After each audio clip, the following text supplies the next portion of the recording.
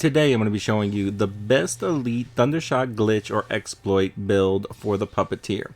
So if you're not familiar with the Thundershock glitch, all you got to do is when you take over an elite and you hit the button to use the Thundershock, immediately after you activate Thundershock, melee. That will remove the animation for the Thundershock in the couple of seconds it takes to actually use it, and it will instantaneously use the Thundershock. Then, depending on your scenario, you will either immediately clone or you will use that one that you possessed to inflict damage and try to kill one of the dudes and try to get your Thundershock. At every point in time that you have your Thundershock available, you should be using your Thundershock and then immediately meleeing to get it off and deal damage. So I'll also include a gameplay clip in the description that you can check out of some gameplay of this exact build, and now we'll get into it. So because this is the Elite Thundershock build, obviously we're going to be increasing the damage radius and the damage inflicted.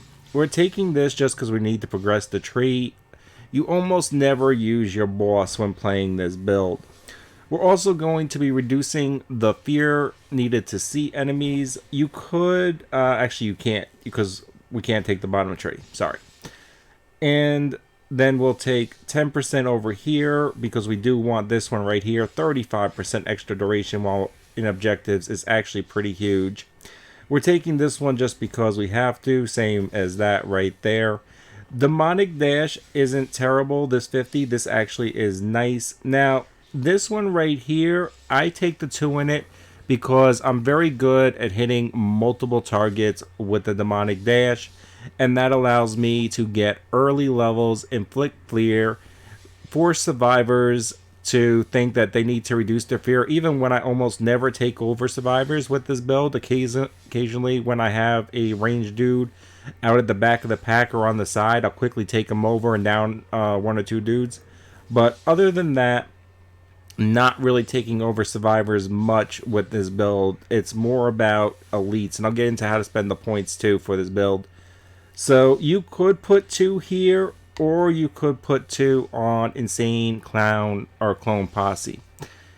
Either or is fine. I prefer this because I'm very good with the Demonic Dash, and I don't trust my AI to really be effective over me inflicting damage when I control enemies. So I'd rather have the 2 over there for something I can control and land.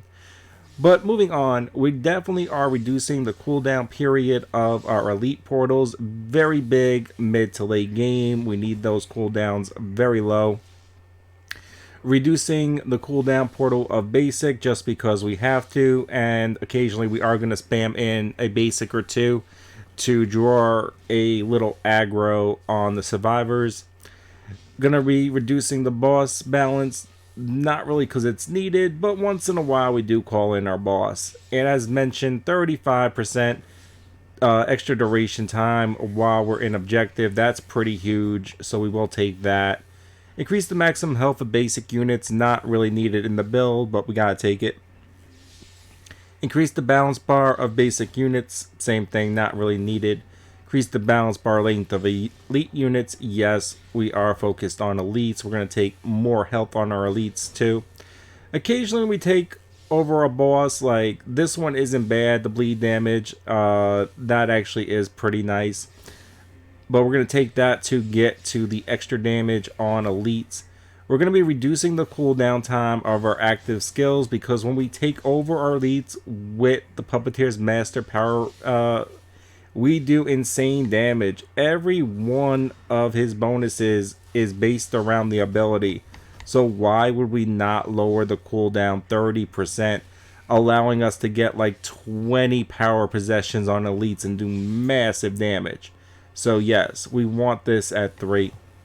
Then we're going to be taking the 3 for the extra energy when we hit survivors. I tested this versus going over here and the reduced energy and the reduced energy to maintain the possession. But overall, I like this more. I just seem like it's more consistent And in order to take this, I gotta take a lot of other stuff that really doesn't benefit the build. So you really are picking between upgrading this one or putting one, because you'd have to put one into this anyway in order to get to these two. So I figured I might as well just make this 3 because it's about equally as good. And then I can get the 10 extra health gain and damage on elites. And the longer we possess, we get 3% extra damage per second. Not exactly sure what that stacks up to, but when you're possessing an enemy for a long time, they're going down because you're doing massive damage and regaining health and regaining energy. So this is a very strong elite build right here. Now, how should you spend your points? I've done these how you should spend your points in most of my videos, but I realized I didn't do it in one, so I wanted to make sure I included it in this one. The first 3 points are going to be traps. Once you get to level 3 traps, you're able to get elites on your traps. It's the cheapest way to get elites early in the game. Getting elites early in the game and then possessing them is huge towards gaining early levels and potentially a very early win.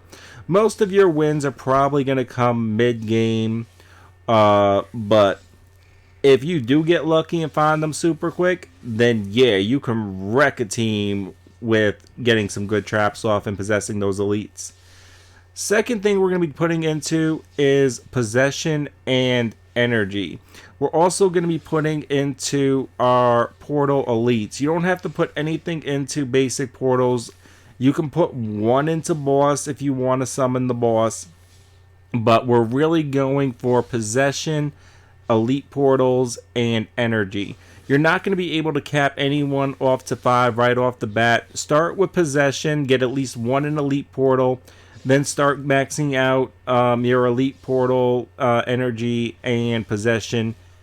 Whatever you feel at the moment, that moment in the game will benefit you most, take that one. And keep going till they're all to 5 or at least 4. Once they're all to 4, I would just cap them off to 5. I mean, you could put one in portal if you're already at like the second objective, or you're in at least the first objective battle, but which you would be at that point. But for the most part, we're just summoning elites. You could put one in basic portal at some point too.